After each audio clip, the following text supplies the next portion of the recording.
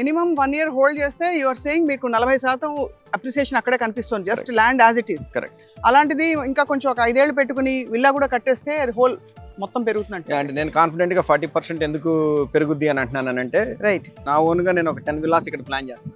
Okay. So ఇది మచిలీపట్నానికి పోర్టుకి దగ్గరలో ఉంది కాబట్టి అవును, ప్రైమరీ హోమ్ గా వాడుకునే వాళ్ళు ప్రైమరీ హోమ్ కింద వాడుకోవచ్చు. కోవిడ్ తర్వాత ఏమైంది అని అంటే కొంత సిటీకి బయట ఉండి లివింగ్ చేయాలి అనే కాన్సెప్ట్ అందరిలో కూడాను వచ్చింది. అక్కడ మీ హోర్డింగ్ ని చూసాను, అదే అడగబోయాను, నేచర్ ఫ్రెండ్లీ అని చెప్పి ఉంది. Correct correct correct. సో ఇది 10 minutes మీకు మచిలీపట్నానికి, just 10 minutes. I mean Vijayawada నుంచి వచ్చేటట్లయితే మా వెంచర్ వచ్చిన తర్వాత మచిలీపట్నం వస్తుంది 10 minutes డిస్టెన్స్ లో. ఓకే. సో అట్లానే ఇక్కడ బెల్ భారత్ ఎలక్ట్రానిక్ లిమిటెడ్ ఒక 5 minute డిస్టెన్స్ లో ఉన్నది. Plus lot of development is happening ఈ ఏరియాలో. ఆ ఉద్దేశంతో ఇలాంటి తీసుకోవడం జరిగింది. రెండోది ఏంటంటే కొనుక్కున్న వాళ్ళకి వాల్యూ క్రియేషన్. 40% కాన్ఫిడెంట్ గా ఎట్లా చెప్పగలుగుతున్నాను అని అంటే కనుక నేనే ఒక 10 విల్లాస్ కట్టి, రైట్, సో మోడల్ హోమ్స్ లాగా వాళ్ళకి చూద్దాము.